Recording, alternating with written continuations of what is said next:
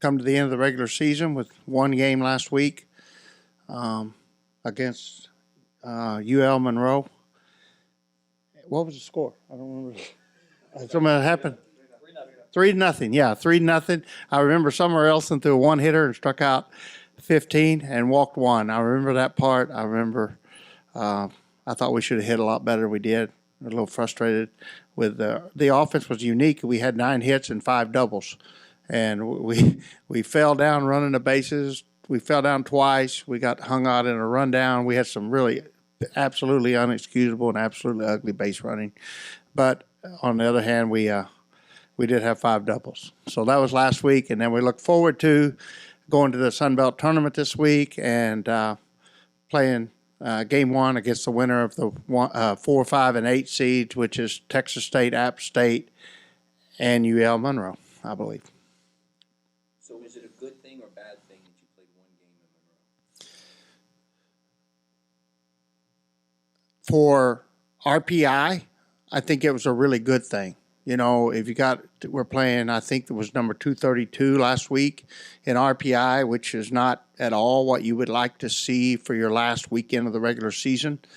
So in that sense, it got us out of playing 2 more games against a 232 RPI team, and we have to pick up 2 more times with that 11-40 record on our RPI. So from that standpoint, it was a disaster series to be faced with that kind of competition the last weekend of the year. On the other hand, I feel very strongly that anything I do, I want to do it well. Anything that we do as a team, we want to do it well. And as part of the Sun Belt Conference, I think anything we do as a conference, we want to do it very well. And so we want our sport to grow. We want our fan base to grow. We want the fans of our sport to grow. And I'm very passionate that if people are driving 8-10 hours to watch a game and they rent a hotel, that, I feel strong they should be able to see a softball game. If the baseball team is 1,000 feet away, play 2 games that day on a much bigger area, bigger field. So, I think we should always do the best we can do in everything we do in our lives, and I think our programs and our conference should expect the same. In terms of, you mentioned going to the postseason, you guys will have some intense practices, but does that need to ramp up even more now, the fact that you played 2 less games? I don't know that it's not an ideal situation to play 1 game in 10 days before the conference tournament begins and the playoffs begin. But it is what it is. So at this point, it's what's important for our girls to get finals over today and tomorrow. We'll give them off day today. We'll practice tomorrow at 5 o'clock after finals are over at 5:30. As soon as finals are done, we'll practice, and we'll practice again Wednesday morning, and we'll get on a bus and we'll go over. And they're just going to have to focus and regroup. And, I've said all year they've got a lot of talent, extremely talented ball club, and I'm hoping that talent level will allow them to overcome a less than desirable last 2-3 weeks of the season. Was losing last year or the winning streak really motivate you guys more to try to win this out? No, I mean, if we'd have won last year or lost last year, I'd still want to win this week, and I'd still be motivated. Something that happened a long time ago, or even something that happened recently, doesn't matter. I want to win, and my team will want to win. We're going to want to compete, and we want to play our best. And I think it's a matter of how fast we can find our best in the postseason. Because we've got to really shift gears now, and the competition is going to get a lot better in a hurry now. And I'm looking forward to seeing the kids back out on the field against really quality ball clubs like, I expect to play Texas State, UT Arlington, Troy at some point, and I look forward to playing those kind of teams again. As you talk about growing the sport of softball, when it comes to postseason, is the RPI maybe weighed upon a little bit too much? I don't know.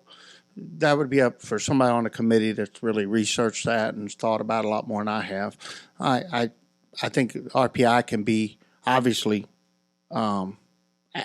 very effective and very accurate, and I think RPI can be very ineffective and very inaccurate, and so that's where the committee will have to decide that. I mean, if you look at RPI, we're the same RPI this year as we were last year, and anybody that's watched this ball club knows that these two ball clubs there's just far more talent in our dugout and on our ball team this year.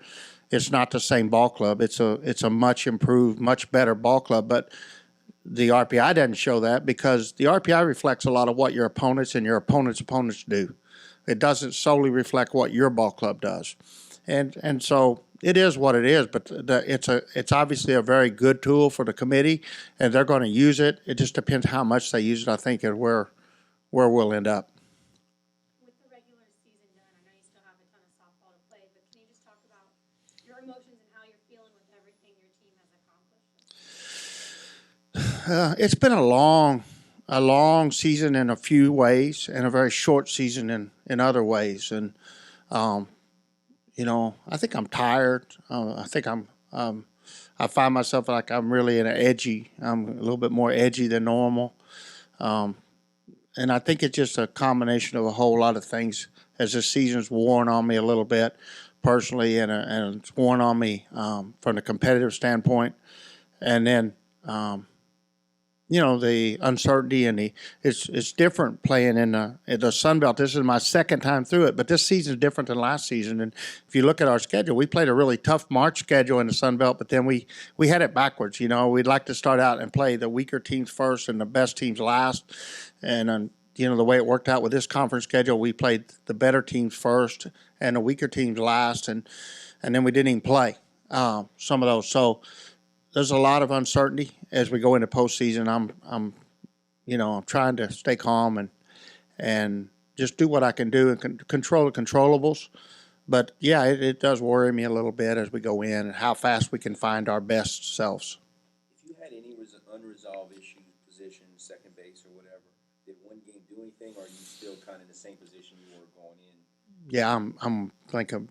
I was hoping to start JoJo. My plan was to start JoJo 3 games in a row and really get a look at her because I don't think it's fair to judge her on one game or 3 at bats, obviously. But I needed to see something there, and I thought also it'd be good for Cassidy to just breathe and watch for 3 games, and then we go back to her during the conference tournament. She'd have a different mindset. So one game didn't do much. I mean, I thought JoJo made a really good play. Obviously, she was running hard and fell down coming around third, and it banged her up a little bit, and that the infield was really brutal for the runners to run on, and very, very dangerous infield for the runners to run on, I think. So I don't know that helped us or hurt us there, but at least we got our 1 game in.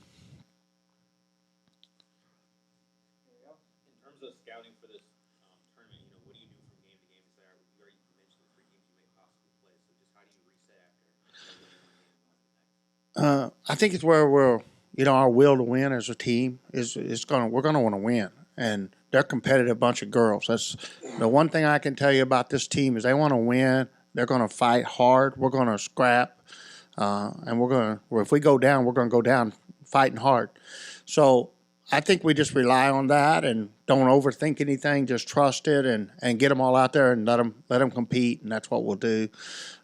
Summer, you could make an argument that it was good for her to have a weekend to rest. You could also make an argument that, broke her rhythm and broke the tempo that we'd set where we were getting prepared for 3 games. So it doesn't matter at this point. What we got to do is win 3 games and win the conference tournament, and that's got to be our mindset.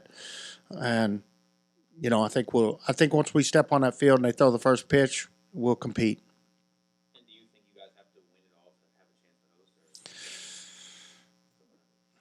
to host? I don't know that because that's the committee's going to decide. And whatever they say, whatever the committee says, we'll respect it, and we'll just go where they tell us to go, and we'll compete as hard as we can compete. And you can make an argument it's better to be a 12 seed than it is to be a 2 seed at a 12 seed regional than it is to be the 16-1 and then face, an Oklahoma or UCLA in round 2. All that's just stuff that at this point, that's up to the committee to tell us where we need to go. And what we have to do is get out there and figure out how to win wherever they send us to. So that's what our mindset will be.